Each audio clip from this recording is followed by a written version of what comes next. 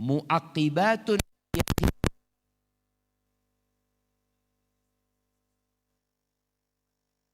pernah menderita, nggak akan kecewa. Tapi sekali lagi kualitas zikir kita yang menentukan tingkat kebahagiaan dan ketenangan.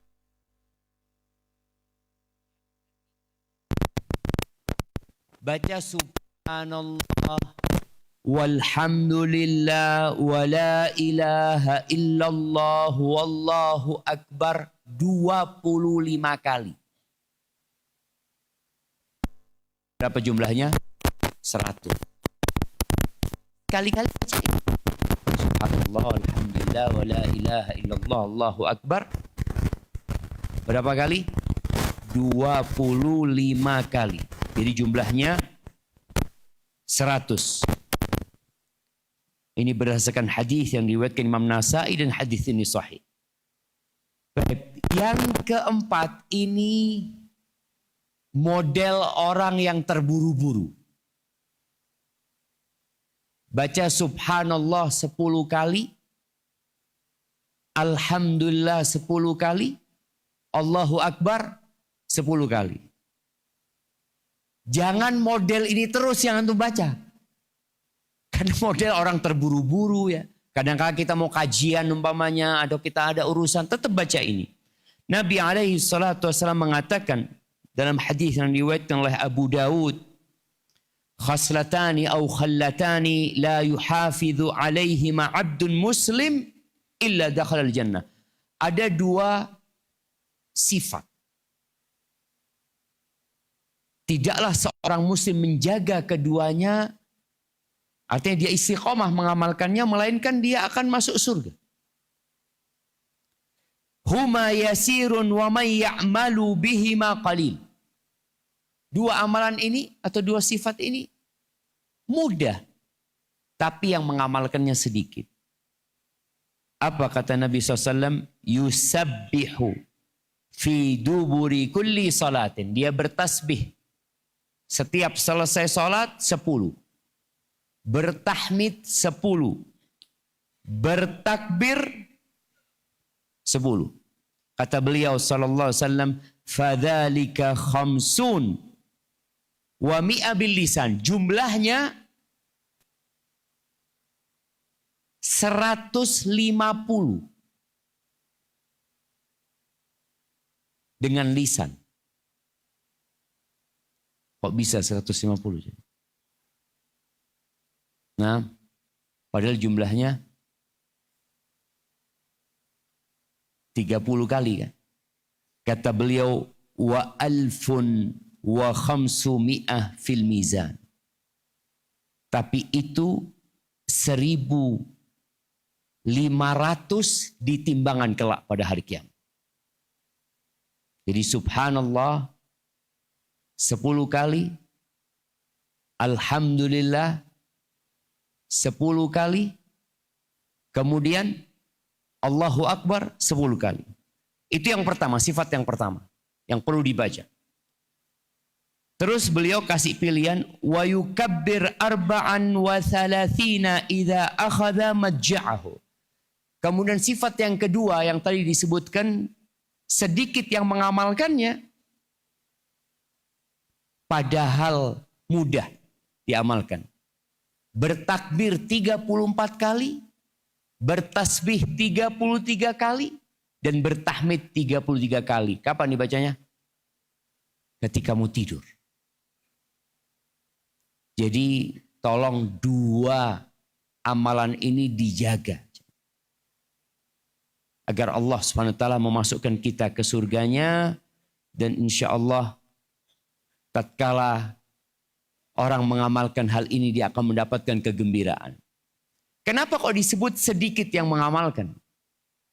Nabi menyebutkan. Ada orang yang ketika sholat sudah didatangi oleh setan. Engkau belum kirim WA sama fulan. Engkau ada hajat, ada keperluan yang diingatkan ketika sholat. Maka selesai sholat, dia lupa berzikir tadi. Yang sebenarnya ringan. kemudian dia langsung pegang handphonenya. Maka tidak sedikit orang habis sholat yang pertama dipegang apa? Handphonenya. Umpamanya sekarang. Kalau dulu mungkin dia langsung berdiri, ada urusan dia. Dia ingat sesuatu. Bahkan ada cerita seorang yang kehilangan sesuatu. Dia bertanya kepada seorang alim ulama. Kata alim ulama ini, coba engkau sholat malam. Subhanallah. Selesai sholat malam, ingat sama barangnya coba. Iya, ana jadi ingat ya, ana yakin setan gak akan membiarkanmu sholat malam. Akan dibuat dia mengingat barangnya. Adapun kalau mau tidur, dibuat, kalau sekarang mungkin ada orang tidur masih pegang handphonenya. Kalau dulu sebelum baca ini sudah tidur. Akhirnya hilang lagi. Maka berusaha kita untuk mengamalkan amalan yang ringan ini, yang insya Allah akan membantu kita kalau kita benar-benar bertekad untuk mengamalkannya. Tapi ingat, modelnya ini yang 4 tadi berusaha untuk dirubah-rubah ketika kita sholat ya. Karena termasuk sunnah yang beragam, sehingga kita telah mengamalkan semua sunnah yang diajarkan oleh Rasulullah Sallallahu Alaihi Wasallam. Taib, ahibati fillah. Kita akan melanjutkan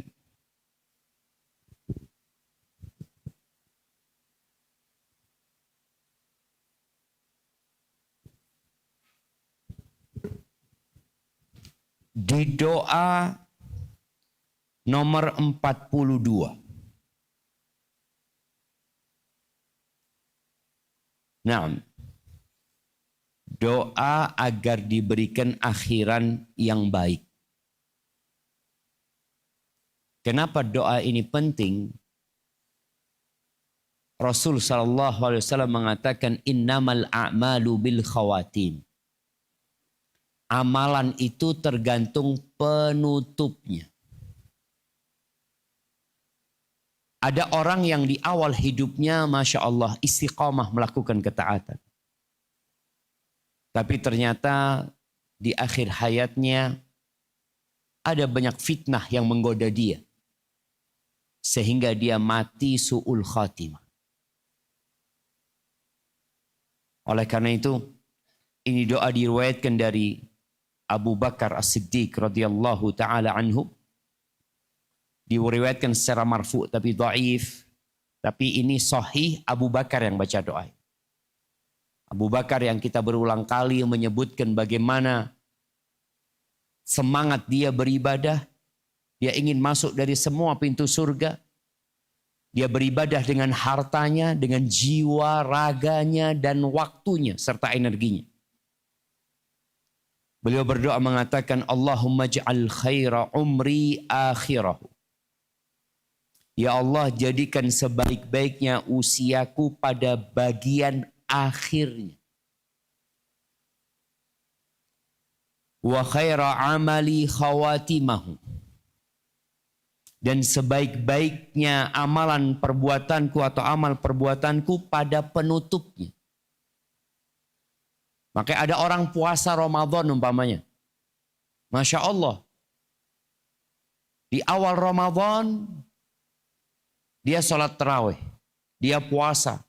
Bahkan kita dapat melihat masjid-masjid itu penuh dengan orang-orang yang melaksanakan sholat tarawih. Tapi berapa lama mereka bertahan? Kalau kita lihat, ya mungkin 4 hari, 5 hari, sepekan. Lalu shaf di masjid itu mengalami kemajuan. Jadi shafnya tambah maju.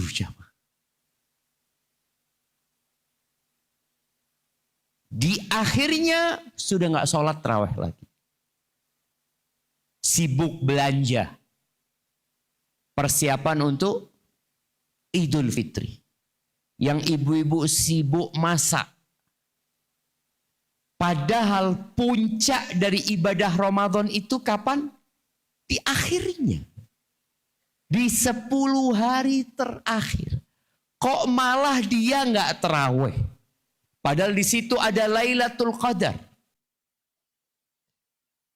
Maka kita perlu minta sama Allah supaya akhir dari amalan kita ini yang terbaik, atau amalan kita yang paling baik itu yang akhirnya.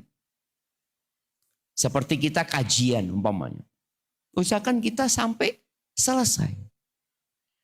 Ada orang yang cuma dapat akhirnya.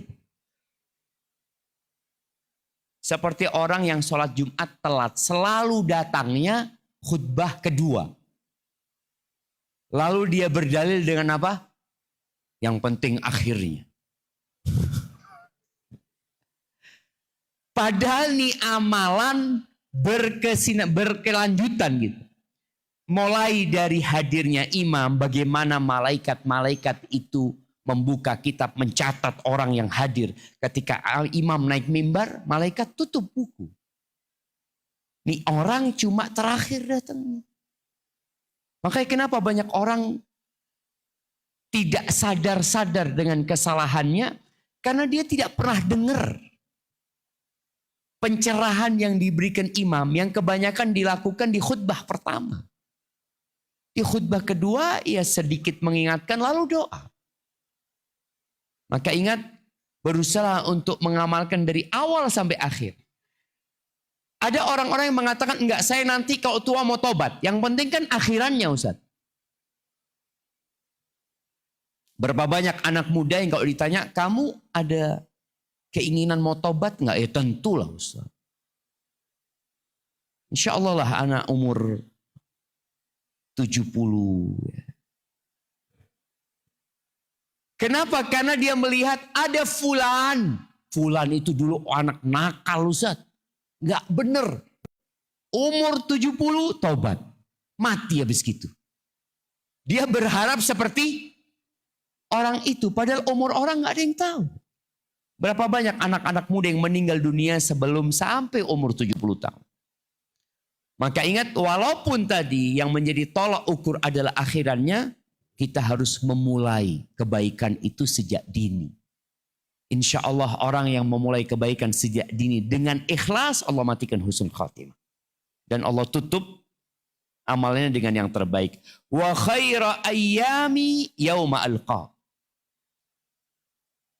Dan sebaik-baiknya hariku adalah hari ketika aku berjumpa denganmu. Allahu Akbar jemaah.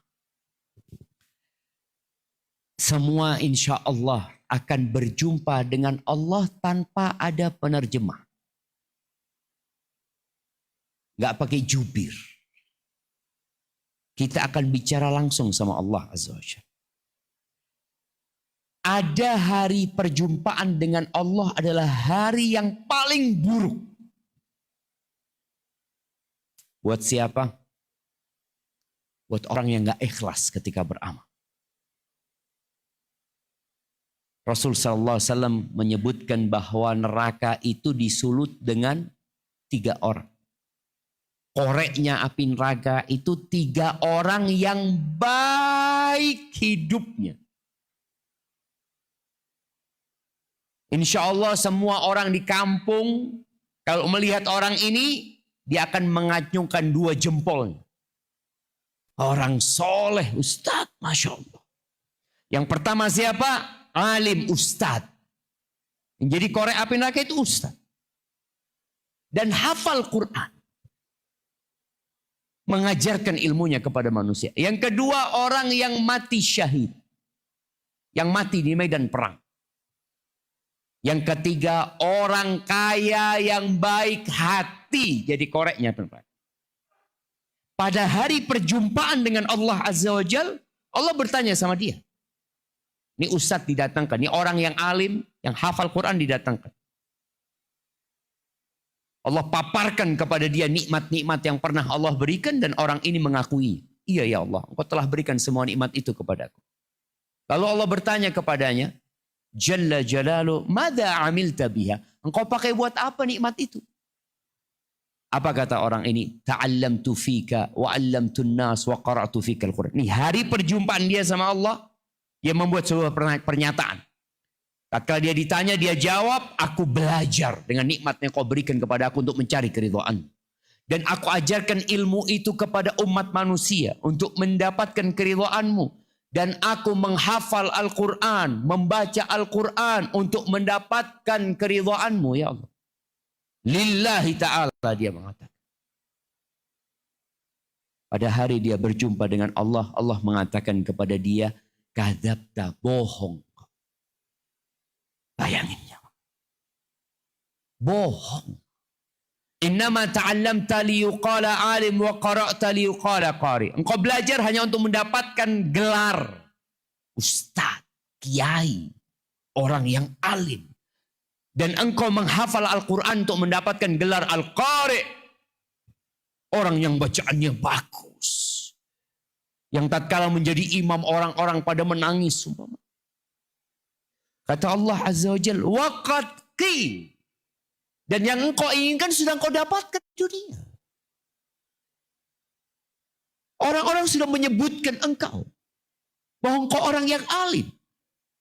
Engkau orang yang pintar, yang hebat. Maka hari ini enggak ada nih. Hari perjumpaan dengan Allah. Ternyata dia dimasukkan ke neraka. Na'udzubillah minna. Yang kedua, orang yang mati syahid. Yang mati di medan perang. Untuk menegakkan kalimat Allah Azza wa Jal. Tatkala dia disidang, nih hari perjumpaan dia sama Allah Azza wa Jal. Allah tanyakan, kau gunakan buat apa nikmat-nikmat yang aku berikan? Kata dia, qataltu fika hatta stushhidtu. Aku berjuang di jalanmu ya Allah sampai aku tewas. Betul dia tewas di medan perang. Peperangannya dalam rangka menegakkan kalimat Allah Azza wa Jal. Peperangan yang sesuai dengan syariat. Tapi masalahnya, bagaimana dengan niat dia? Allah mengatakan, kadzabta, bohong. Innama qatalta liyuqala jari. Engkau berjuang hanya untuk mendapatkan sebutan pahlawan. Pembela kebenaran. Mungkin betul nama dia ada di lembaran-lembaran sejarah. Sebagai pahlawan. Tapi engkau melakukan itu bukan karena Allah. Maka Allah perintahkan malaikat dilemparkan ke neraka. Na'udzubillah. Yang ketiga, orang kaya yang baik hati. Jawad. Ketika dia disidang berjumpa dengan Allah. Allah tanyakan tentang nikmat-nikmat yang diberikan kepadanya. Iya ya Allah, engkau berikan nikmat banyak kepadaku. Ya. Engkau pakai buat apa? Mada amilta biha. Apa kata orang ini? Ma min sabilin. Tidak ada satupun jalan kebaikan. Tuhibbu ayun faqafi. Engkau suka harta yang kau berikan diinfakkan di tempat itu. Illa anfaqtu fihi lak. Melainkan aku sudah berinfak di tempat itu.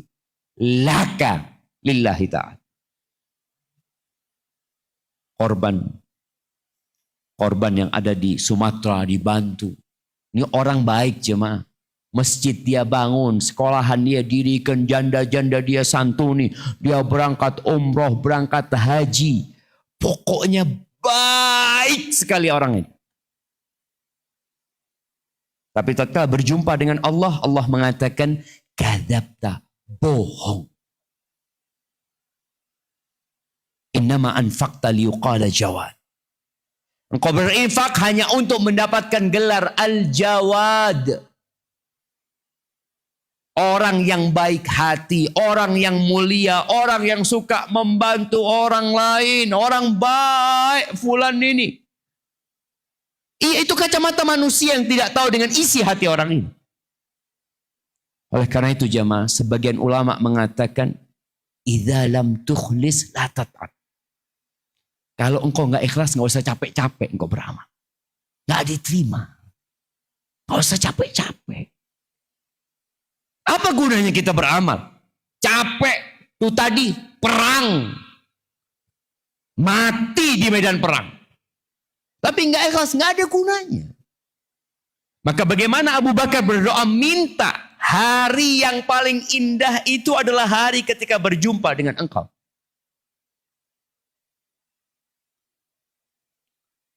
Salah satu sahabat Nabi Sa'ad bin Abi Waqqas. Ketika perang Uhud, sebelum perang Uhud, dia diajak oleh Abdullah ibn Jahsh. Abdullah bin Jahsh ini iparnya Nabi Muhammad SAW. Nabi menikah sama Zainab bintu Jahsh. Ketika mau perang, Abdullah mengayuk, kita doa yuk. Ayo, kata dia. Akhirnya cari tempat di Uhud sana, mereka berdoa. Dua orang ini. Yang pertama doa adalah Sa'ad. Saat kau doaku yang ngaminkan. Berdoalah saat ini. Ya Allah, in laqaitani aduwan gadan. Kalau besok kau perjumpakan aku dengan musuh. Karena nggak boleh minta berjumpa dengan musuh. Tapi doanya ini, in laqaitani aduwan gadan. Kalau besok engkau jumpakan aku dengan musuh, aku minta. Farzukni. Berikan rizki kepada aku. Aduan, musuh yang kuat, yang gagah perkasa. Dia tidak minta musuh yang, aku kayaknya cari musuh yang, yang sekali tebas langsung kalah. Musuh yang kuat dan gagah perkasa, yang dia berusaha untuk membunuhku, aku berusaha membunuh dia, thumma qataltu, kemudian aku berhasil membunuh dia. Lalu aku ambil harta rampasan perang dia. Amin, kata Abdullah bin Jahsh. Sekarang kau yang doa. Sama doanya. Ya Allah, kalau engkau pertemukan aku besok dengan musuh, farzukni, berikan aku rizki. Musuh yang kuat dan gagah perkasa, dia berusaha untuk membunuhku, dan aku berusaha untuk membunuh dia. Thumma qatalani, kemudian dia berhasil membunuhku. Thumma jada'a anfi wa udhuni, lalu dia potong hidungku dan dia potong telingaku. Dan pada hari engkau bangkitkan aku hari kiamat, engkau tanya sama aku, ya Allah. Ya Abdullah, fima judi'a anfuka wa udhunu. Dalam rangka apa? Hidungmu dipotong dan telingamu dipotong. Aku mengatakan, fika wa fi rasulik. Dalam rangka berjuang menegakkan agamamu, ya Allah, mencari keridhaan dan menolong Rasul. Lalu engkau mengatakan, ya Allah, sodaqta, benar. Engkau melakukan itu karena aku. Wallah jemaah. Itu yang perlu diharapkan. Apakah amalan kita selama ini lillahi ta'ala? Atau kita cuma beramal. Abu Bakar minta sama Allah Azza wa Jalla. Dengan harapan ketika dia dibangkitkan, itu hari terindah ketika dia berjumpa dengan Allah Azza wa Jalla. Karena ada orang berjumpa, tapi seperti tadi.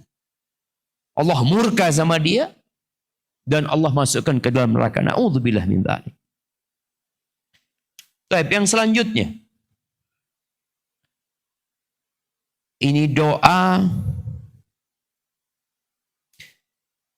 yang cukup panjang. Yang mengandung makna yang sangat dalam sekali. Kalau mungkin judulnya doa agar diselamatkan dari tipu daya musuh, bukan hanya itu. Kita sudah membahas bahwa Nabi Muhammad SAW itu utiya jawami al-kalim. Dikaruniai Allah kata-kata yang pendek tapi menyeluruh. Coba kita lihat doanya. Rasul SAW biasa mengatakan, Rabbi a'inni wa la tu'in alayya. Wahai Tuhanku, tolonglah aku dan jangan engkau menolong musuh untuk mengalahkanku. Wansurni wa la tansur alayya. Berilah aku kemenangan dan jangan engkau memberi kemenangan atas diriku.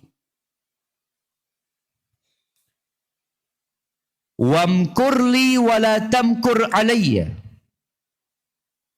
Ini makar. Berikanlah aku rencana yang baik. Artinya bantulah aku. Meminta kepada Allah Azza wa Jalla. Dan jangan engkau makar terhadap diriku. Artinya jangan sampai Allah menolong orang lain untuk membuat rencana-rencana buruk terhadap diri kita.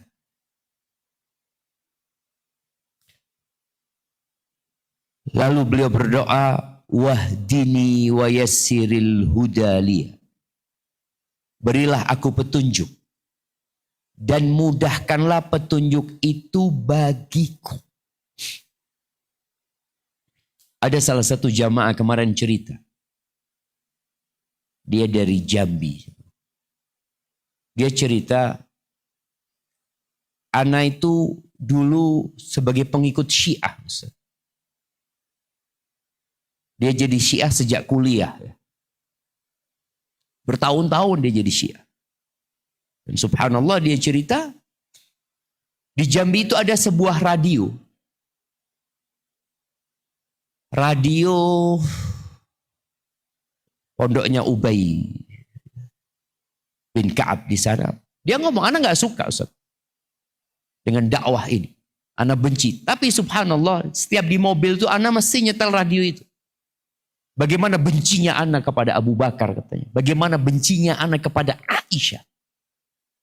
Karena memang didoktrin untuk benci kepada mereka. Dianggap mereka adalah orang-orang jahat. Tapi subhanallah dia gak pernah ganti itu radio. Sampai akhirnya dia ingin datang ke masjid yang biasa kajian. Ini orang ada keinginan untuk berubah dan mendapatkan hidayah. Kita tuh kadangkala mendapati orang-orang yang kalau diajak sholat, apa katanya? Belum dapat hidayah.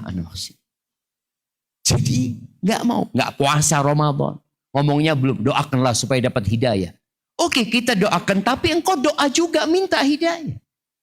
Nabi alaihissalatu wassalam berdoa, wahdini, berikan kepada aku hidayah, wa yassiril hudaliya, dan mudahkan hidayah itu buat aku.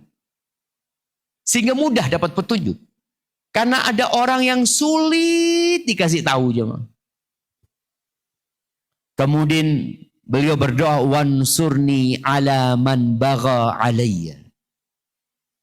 Dan tolonglah aku, berilah aku kemenangan atas orang yang berbuat zalim kepadaku. Kadangkala ya kita punya kasus di pengadilan, sengketa sama tetangga sama ini itu. Sebagian kita itu lupa berdoa minta pertolongan sama Allah.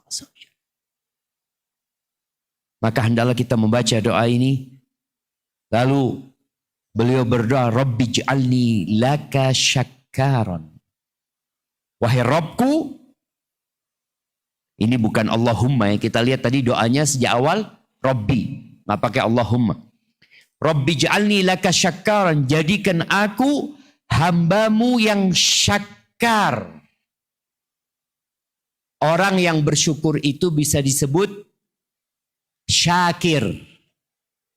Kalau syakkar atau syakur itu orang yang rajin bersyukur. Dan untuk ibu-ibu. Ibu-ibu lagi nih jemaah. Ibu-ibu itu sulit bersyukur. Kalau ada yang sama ibu-ibu. Bagi ibu-ibu itu lebih mudah bersabar atau bersyukur. Ibu-ibu. Dapat suami yang kurang baik, ya sabar lah Ustaz. Dapat suami yang kadangkala suka marah-marah, ya sabarlah Ustaz.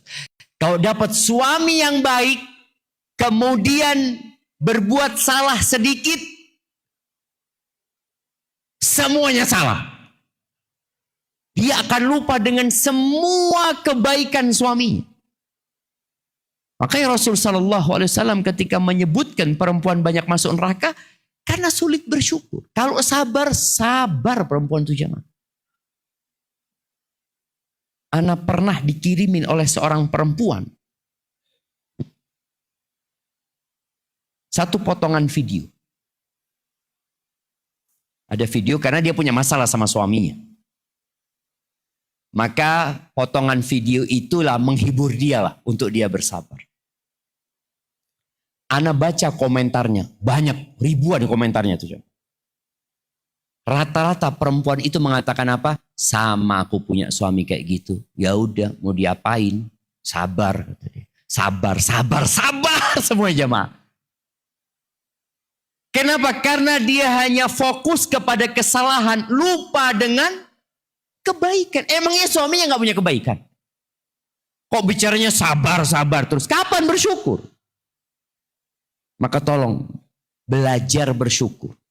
Dan Allah sudah mengatakan wa qalilun min ibadiyas syakur. Sedikit dari hambaku yang pandai bersyukur.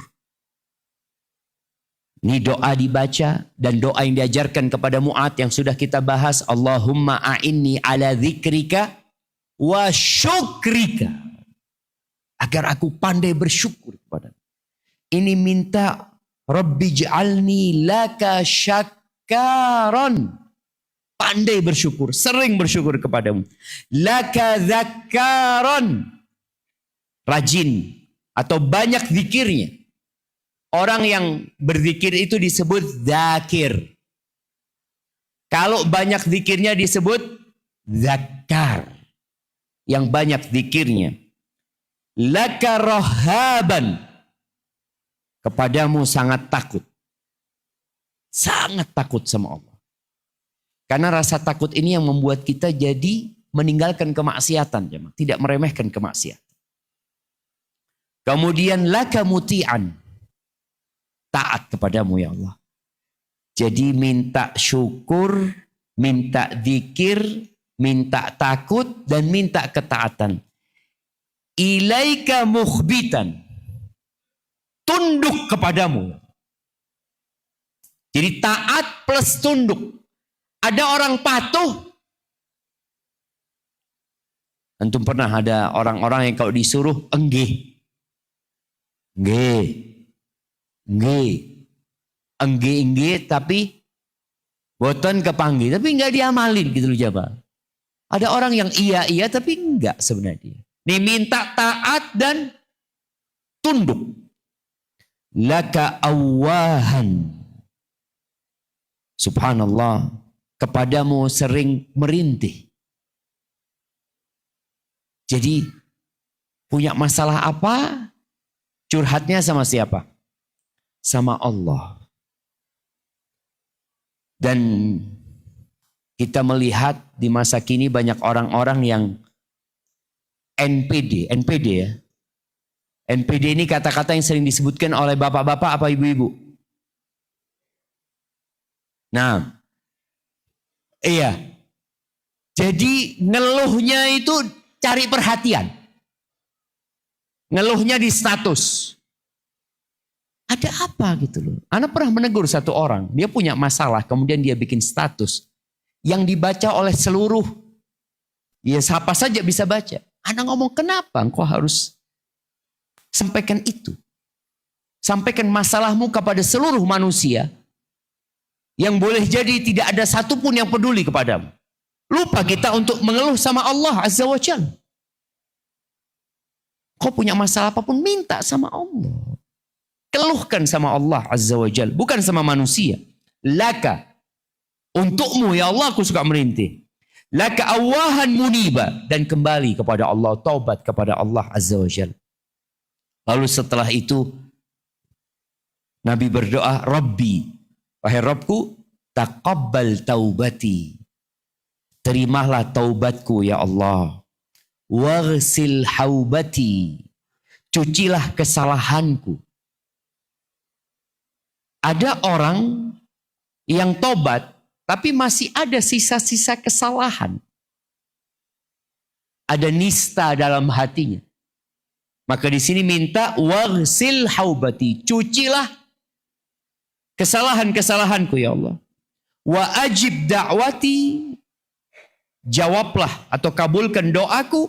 Wa thabbit hujjati. Teguhkan argumentasiku atau hujjahku. Wahdi qalbi. Dan berikan hidayah kepada hatiku. Wa saddid lisani. Luruskan lisanku. Nih. Yang kadangkala kita gak pernah doa minta sama Allah. Waslul sakhimata qalbi. Hilangkan kedengkian dari hatiku. Manusia itu punya potensi hasad. Sebagian ulama malah mengatakan Ma khala jasadun min hasad. Nggak ada tubuh yang selamat dari hasad. Mereka mengatakan hasad itu seperti pohon di dalam hati manusia. Ada yang menyiraminya sehingga pohon itu semakin besar. Ada yang senantiasa memangkasnya. Tapi akarnya tetap ada. Dipangkas sama dia, nanti lama-lama muncul lagi. Dia pangkas lagi. Kapan dicabutnya? Dicabut full itu ketika masuk surga Allah Azza wa Jalla. Soalnya kalau di surga masih ada hasad, maka nggak akan bahagia. Karena orang di surga itu tingkatan surganya beda-beda.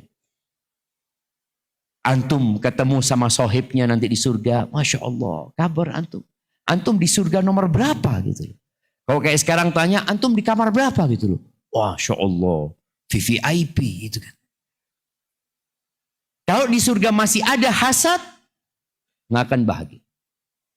Allah katakan, wa naza'na ma fi qulubihim min ghillin. Allah cabut pohon hasad itu. Nah, di dunia kita perlu minta sama Allah supaya dihilangkan. Walaupun nanti datang lagi, minta dihilangkan. Karena kalau tidak, boleh jadi kita akan jadi orang yang penuh kedengkian. Ngelihat fulan ya, ganti mobil, ganti HP, ganti apa lagi? Ganti istri. La haula wa la quwata illa billah.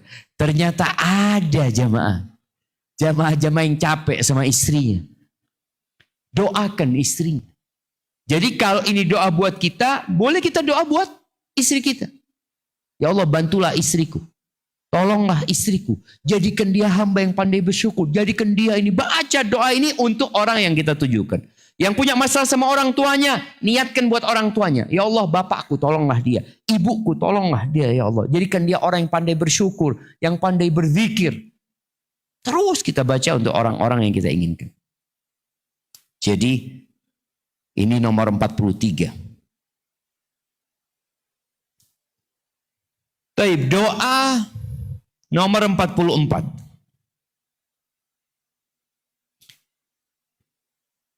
Ini doa diriwayatkan dari beberapa istri Nabi Muhammad SAW. Kalau di sini dari Ummu Salamah ya. Ada riwayat dari Aisyah, kemudian ada riwayat dari sahabat Nabi yang perempuan bernama Ummu Hani, ini sepupunya Nabi Muhammad SAW. Tapi sanadnya lemah.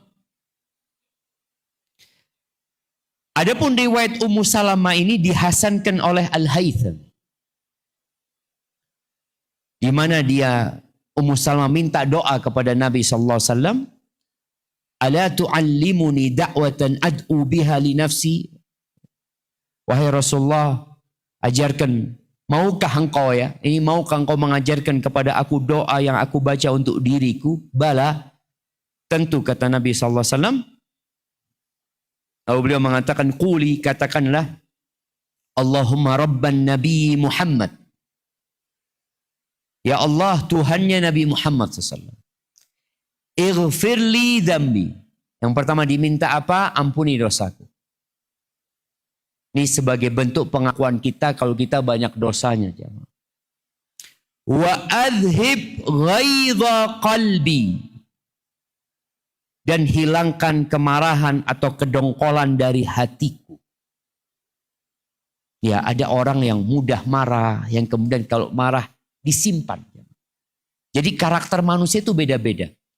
Ada yang mudah marah, mudah reda. Ada yang mudah marah, lama redanya. Kalau sudah sakit hati bisa berbulan-bulan.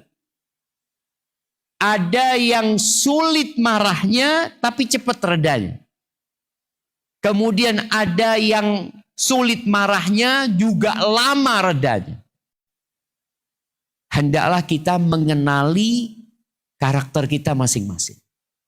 Setelah kita mengenali karakter kita, kenalilah karakter orang yang ada di sekitar kita. Jangan semua orang itu dianggap sama kita. Karena ada sebagian kita yang menegur temannya, masa engkau cuma kayak gitu marah. Loh, memang dia karakternya seperti itu. Maka jangan bikin dia marah. Nah, sebagian istri udah tahu suaminya itu cepat marah. Apa yang dia lakukan? Mancing-mancing suaminya marah. Kalau sudah marah, nanti curhat sama Ustadz. Ustadz, suami anak itu, ya Allah Ustadz, masalah remeh Ustadz. Gak ditegur anak sama dia Ustadz. Loh, yang mancing masalah remeh itu siapa? Istri. Maka tolong kenali.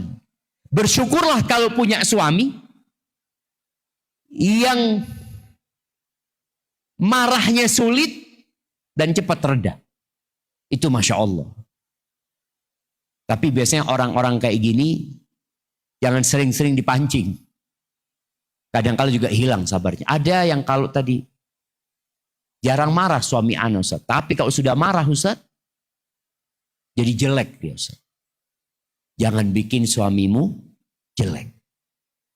Kita perlu minta doa ini. Kalau buat suaminya, ya doakan suaminya. Ya Allah, hilangkan kedongkolan dari hati suamiku. Tapi buat diri kita sendiri dulu.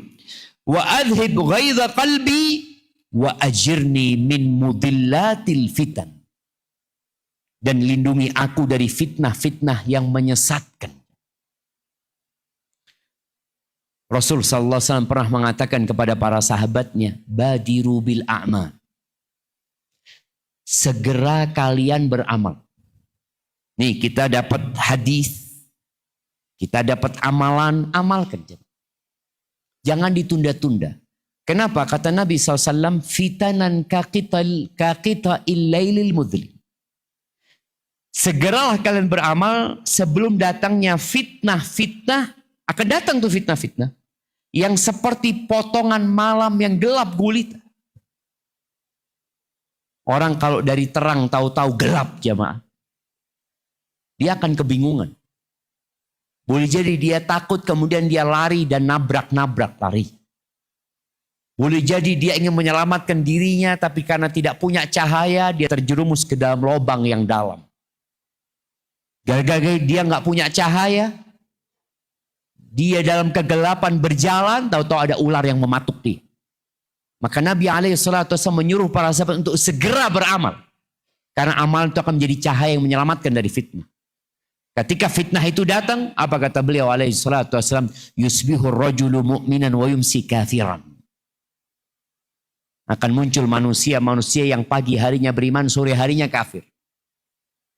Sore harinya beriman, pagi harinya kafir. Kenapa itu terjadi? Dunia. Fitnah dunia. Yabi'u dinahu bi'aradin minad dunya. Dia jual agamanya untuk mendapatkan sedikit kenikmatan dunia. Wallahi kalau orang ya menjual agama mendapatkan 1 triliun itu sedikit. Dunia dan isinya ini sedikit dibandingkan dengan akhirat. Maka kita perlu segera beramal dan diantaranya baca doa ini agar kita dijauhkan dari fitnah-fitnah yang menyesatkan. Baik, kemudian di doa nomor 45 ini doa diriwayatkan dari Aisyah, dari Abu Bakar Siddiq radhiyallahu anhu. Bahwa Nabi SAW kalau ingin sesuatu, beliau berdoa, Allahumma khirli wakhtarli. Ya Allah, pilihkanlah yang terbaik untukku dan tetapkanlah pilihan terbaik itu bagiku. Ini hadis diriwayatkan Imam Tirmidzi, tapi sanadnya dhaif. Namun bab doa itu selama maknanya benar dan sahih serta baik, boleh kita baca. Jadi yang sahih itu doa istikharah plus sholat 2 rakaat sebelumnya. Tapi doa ini boleh kita baca, khususnya dalam kondisi-kondisi yang kita bingung mau milih mana. Waktunya sedikit. Kalau Anda mau sholat istikharah nggak tepat. Kenapa? Nggak ada tempatnya. Kondisinya sedang di bandara. Kondisinya sedang di persidangan. umpamanya, dan dia harus mengambil keputusan cepat, maka minta sama Allah. Allahumma khirli wakhtarli. Ya Allah, pilihkanlah yang terbaik buat aku dan tetapkanlah pilihan terbaik itu bagiku. Karena Allah yang lebih tahu. Ini dalam urusan-urusan dunia jemaah. Kita minta pilihan itu dalam urusan-urusan dunia. Jadi ada orang yang kadangkala dia istikharah dalam hal yang seharusnya enggak. Beli HP perlu istikharah enggak jemaah? Nah, beli HP, ibu-ibu beli kompor mamanya. Ini ada kompor ya, setelah dia masuk marketplace, dia sudah taruh di keranjang itu 20 kompor. Dari toko yang berbeda-beda ini jemaah. Ini. Perlu istikharah enggak? Kadang-kala perlu, kalau memang dia bingung, enggak tahu ya Allah, aku ini duitnya enggak banyak. Aku takut beli ketipu umpamanya. Dan istikharah dan musyawarah ya, ada perkara-perkara yang kita perlu musyawarah dengan ahlinya. Baik, kemudian yang nomor 46. Doa saat berada di titik nadir. Ini doa minta mati. Kita tahu di beberapa negara itu melegalkan minta suntik mati. Ada. Jadi orang itu sudah bagaimana dia mengakhiri hidupnya. Dan biasanya orang itu dalam kondisi sakit. Di sini Rasul SAW mengatakan, la yatamannayanna ahadukum al-maut min dhurrin asabahu. Tidaklah semestinya seorang muslim berharap mati dengan kekalutan yang menghimpitnya. Ini urusan dunia. Sakit biasanya. Yang parah. Fa in kana la budda fa'ilan. Kalau dia harus melakukan hal itu, maka hendaklah dia berdoa, Allahumma ahyini ma kanatil hayatu khairan li wa tawaffani idza kanatil wafatu khairan li. Yang artinya, ya Allah, hidupkanlah aku selama hidup itu lebih baik bagiku. Jadi ada orang mungkin yang kena stroke. Atau orang ini lumpuh. Yang dia berpikir, aku ini sudah gak ada manfaatnya gitu. Aku ini ngerepotin orang. Kan ada orang yang stroke di atas ranjang saja. Akhirnya dia berpikir kayaknya ahsan aku mati. Belum tentu kematian itu baik. Ini bukan berpikir mungkin saja sehat. Oh, boleh jadi. Dia bisa sehat. Dia bisa kembali pulih. Ada cerita dokter, kemarin Anda jumpa dia. Ada pasien stroke, kata dia. Yang kondisi, dia sudah tua renta. Kondisi kedua kakinya itu sudah X. Jemaah. Karena gak pernah dipakai sudah ya. Tua. Umurnya di atas 70. Akhirnya datang, diobatin sama dokter. Diobatin, Masya Allah jamaah. Kemudian diterapi, bisa jalan. Kembali pulih. Karena sejatinya Allah lah yang menyembuhkan. Tapi kan ada usaha dari manusia. Jangan berpikir kayaknya aku ahsan mati karena aku tidak berguna. Dan memang penting ya. Buat orang-orang yang sakit ini untuk ditumbuhkan semangat hidupnya. Yang sakit parah.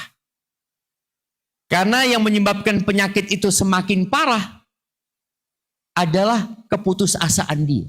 Kejiwaan dia. Kayaknya aku gak mungkin sembuh. Akhirnya gak mungkin sembuh. Padahal Allah tergantung prasangka hambanya. Kenapa banyak orang mati dipatuk ular? Jamaah. Anda mendengarkan sebuah penjelasan dari seorang yang ahli. Dia mengatakan sebenarnya bisa ular itu, kalau orang yang dipatuk ini punya imun yang kuat, insya Allah nggak sampai mati. Akan dilawan. Tapi kebanyakan orang ketika dipatuk ular langsung mengatakan, mati aku. Mati, ya mati dia jemaah. Jadi tubuhnya tidak melawan. Maka pentingnya ini diajarkan sama Nabi SAW. Tadi nggak boleh engkau mengatakan aku ahsan mati. Nggak tahu engkau. Apakah mati itu baik buat engkau? Maka kalau harus minta, mintanya seperti ini. Minta hidup. Yang pertama, bukan minta mati. Allahumma ahyini, hidupkan aku ya Allah. Selama hidup itu baik buat aku. Wa tawaffani idza kanatil wafatu khairan li. Dan matikan aku kalau kematian itu baik buat aku. Karena tadi kita nggak tahu mana yang baik.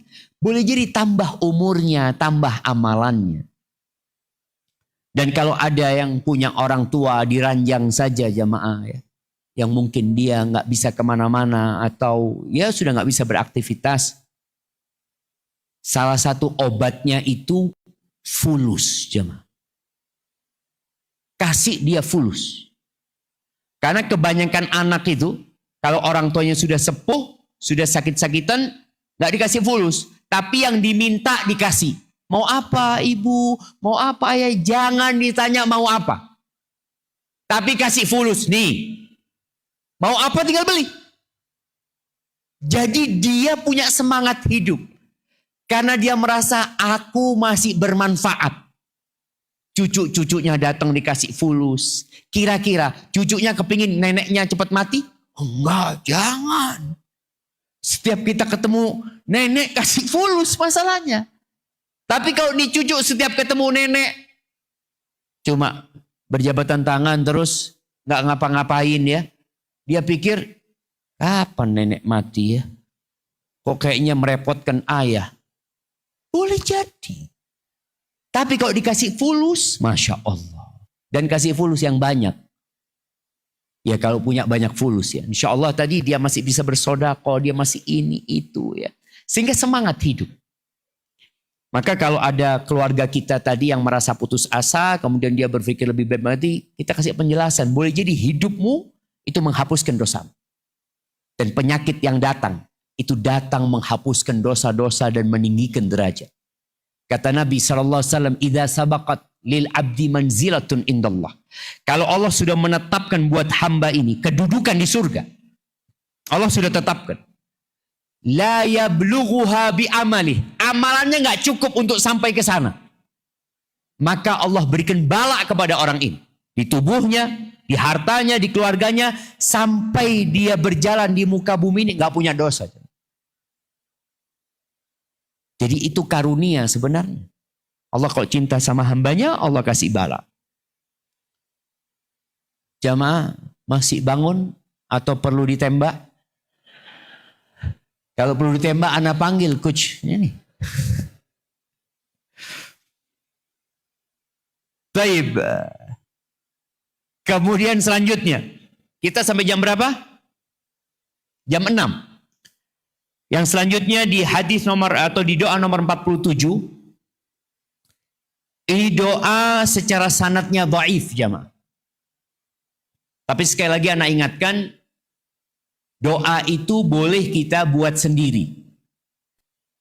Tapi ini ada doa diriwayatkan dari Umar bin Khattab, katanya Umar mendapatkan itu dari Nabi SAW, tapi secara sanadnya lemah, maknanya sahih. Kita boleh baca doa seperti ini. Apa doanya? Allahumma ja'al sarirati khairan min alaniyati. Ya Allah, jadikan batinku lebih baik daripada lahirku. Karena ada orang-orang yang lahirnya baik, Masya Allah. Yang tahu dengan batin kita ini siapa? Diri kita sendiri. Dan biasanya orang terdekat kita. Itu tahu siapa kita. Maka orang yang paling tahu dengan suami adalah istri. Jadi kalau ada laki-laki yang naik mimbar, ceramah umpamanya. Lalu istrinya di belakang lihat, aduh, na'udzubillah nih orang, kata dia. Pinter banget kalau ngomong. Iya, ada yang kayak gitu jemaah. Sampai ada cerita di Damaskus. Ada seorang ustadz, seorang khotib, orator jemaah. Rumahnya itu nempel sama masjid. Jadi dulu itu imam masjid, khotib masjid itu dikasih rumah di sebelah masjid. Ketika khutbah Jumat, dia dengar suaminya itu sedang ceramah. Kondisinya orang-orang sedang kelaparan ini itu. Ceramahnya dia untuk berbagi makanan, menolong orang miskin ini itu. Istrinya sedang menyiapkan makan siang setelah Jumat. Ketika dia siapin, dia dengar suaminya. Dia terpengaruh dengan dakwah suami.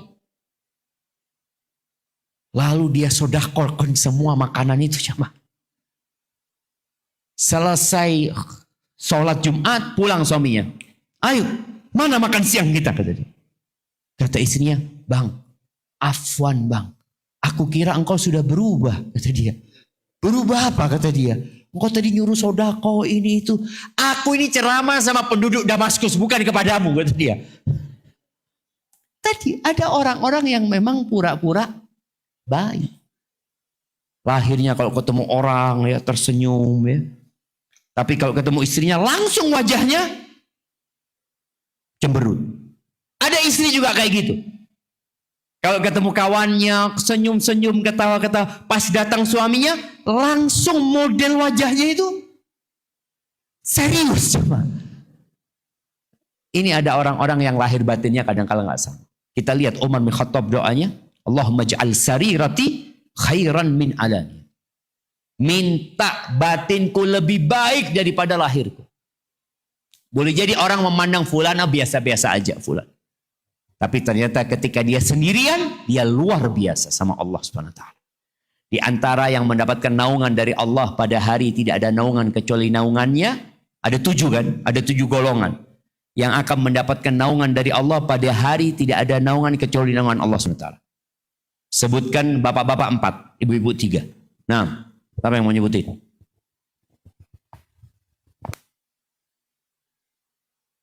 Jemaah.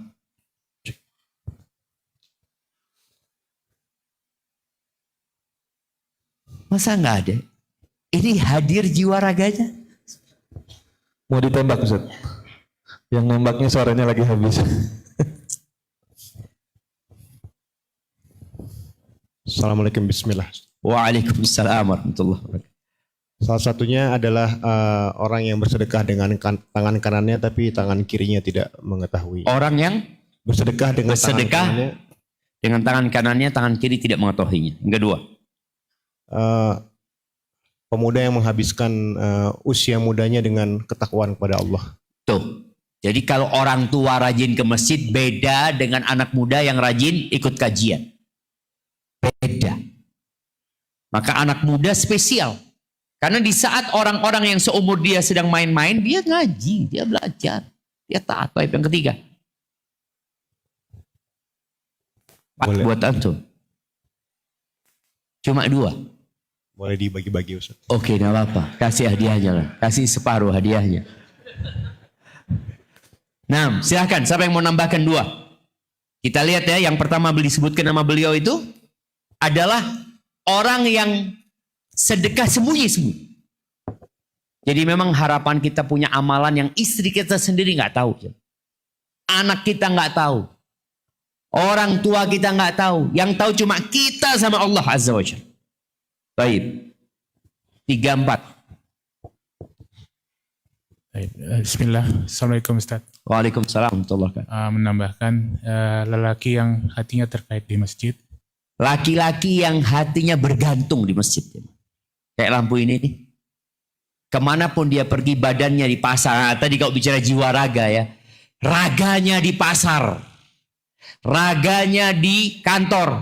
Jiwanya di mana? Di masjid. Bergantung di masjid jiwa. Nah, setiap mau waktu sholat dia sudah kebingungan. Udah mau masuk waktu sholat ini dan itu. Taib. 4. Yang 4, pemimpin yang adil. Pemimpin yang adil. Barakallahu fiik. Taib, ibu-ibu. Oh, ini ada yang angkat tangan sebelah sini. Nah, mana panitianya? Panitianya jiwa raganya masih belum hadir juga. Minta tolong, Om. Iya, ada sudah. Sudah. Nah, tafadhali. Ya, Bismillah. Imam atau pemimpin yang adil. Sudah tadi pemimpin yang adil. Ini dua orang yang saling mencintai. Dua karena orang yang Allah. saling mencintai karena Allah, berkumpul karena Allah, berpisah karena Allah. Baik. Orang yang berzikir kepada Allah dalam keadaan sepi. Nah, yang sendirian. Berzikir dalam kondisi sepi, nggak ada orang, lalu dia meneteskan air mata. Yang ketiga, Lelaki yang diajak berzina oleh wanita cantik dan dia menolaknya. Masya Allah. Dia mengatakan aku takut kepada Allah, kasihkan hadiahnya. Laki-laki, bayangin. Yang diajak berzina oleh perempuan cantik dan bermartabat. Bukan pelacur yang ngajak dia. Tapi orangnya orang terhormat. Kemudian tahu-tahu WA antum. Fulan, yuk janjian, kata dia. Kira-kira antum ngomong apa? Inni akhafullah, aku takut kepada Allah. Insya Allah termasuk antum yang dari 7 golongan itu. Tapi kalau yang ngajak berzina wanita yang tidak cantik, pelacur, antum mengatakan enggak. Ya belum tentu antum karena Allah. Boleh jadi karena antum tidak tertarik sama dia. Ketawa ibu. Nah, jadi ingat, kita minta kepada Allah supaya batin kita, kesendirian kita, rahasia kita lebih baik daripada tatkala kita tampak di depan manusia. Waj'al alaniyati salihatan, dan jadikan lahirku itu soleh, baik gitu loh. Allahumma inni as'aluka min salihi ma tu'tin nas minal mal. Ya Allah, aku memohon kepadamu dari kebaikan yang kau berikan kepada manusia. Wal ahl wal walad. Harta, keluarga, keturunan. Ghairad-dal walal mudil. Yang tidak menyesatkan dan tidak disesatkan. Ini juga obat agar kita nggak iri sama orang. Engkau kepingin apa? Orang itu punya anak, Masya Allah. Orang itu punya keluarga, Masya Allah. Orang itu punya harta, Masya Allah. Ya udah engkau minta sama Allah. Yang punya semua Allah Azza wa Jalla. Jangan kemudian engkau berharap yang ada di tangan manusia. Barakallahu fiik. Kemudian anda lihat doa nomor 48 nih jamaah. Tolong dikasih tanda. Doa ini juga sanadnya dhaif ya. Secara sanad dhaif, tapi secara maknanya boleh dibaca. Adapun doa nomor 49, ini Ana sudah minta dihapus sebenarnya sama teman-teman, tapi akhirnya tetap dicantumkan di sini. Ini doa, ada amalan di dalamnya. Dari Ali bin Abi Thalib, diriwayatkan oleh Imam Tirmidzi. Namun para ulama menghukuminya maudhu, palsu. Maka tulis, walaupun secara doanya boleh-boleh saja kita membaca doa selama isinya baik, tapi ada amalan di sini dan amalan itu dilakukan pada malam Jumat, amalan itu nggak boleh diamalin karena hadisnya palsu. Kemudian yang terakhir, ini doa agar orang lain tidak terkena imbas keburukan diri ya, agar kita tidak bawa masalah buat orang. Biasa kita baca di waktu pagi dan petang. Insya Allah sudah biasa. Kemudian yang nomor 51, ini doa minta husnul khotimah. Tawaffani musliman wa alhiqni bisalihin. Matikan aku dalam kondisi Islam dan kumpulkan aku dengan orang-orang soleh. Yang di penutup doanya Nabi Ibrahim, Rabbana taqabbal minna innaka antas samiul alim. Ya Allah, terimalah dari kami, sesungguhnya Engkau maha mendengar dan maha mengetahui. Itu yang dapat Anda sampaikan pada kesempatan kali ini. InsyaAllah pada pertemuan yang akan datang masih banyak doa-doa Rasul Sallallahu Alaihi Wasallam yang perlu kita pelajari. Wasiat Ana tolong diamalkan. Gak harus dihafal tapi antum baca. Nanti kita kirim PDF-nya juga supaya lebih manfaat ya. Ana kembalikan ke MC. Jazakumullah khair. Baik, jazakumullah khairan wa barakallahu fikum Ustaz atas materi yang disampaikan. Alhamdulillah kita sudah hampir pada penghujung acara. Acara selanjutnya insya Allah akan ada pementasan lagi dari anak-anak. yaitu pementasan untuk hafalan doa-doa yang mereka sudah hafalkan dari awal kedatangan pada daurah ini. Untuk para asatidzah kami mohon untuk standby dulu karena kita setelah ini akan langsung mengadakan penutupan. Kami harapkan para anak-anak yang di belakang yang sudah siap segera bisa masuk ke dalam. Kami mohon maaf sekali lagi kepada para peserta sekalian karena kemarin ketika sudah datang banyak yang bilang ini borumnya apa mengecil gitu ya. Kita dari daurah 1, 2, 5, dan 6 masih ada di sini gitu. Kemudian kok di daurah 9 apa borumnya mengecil?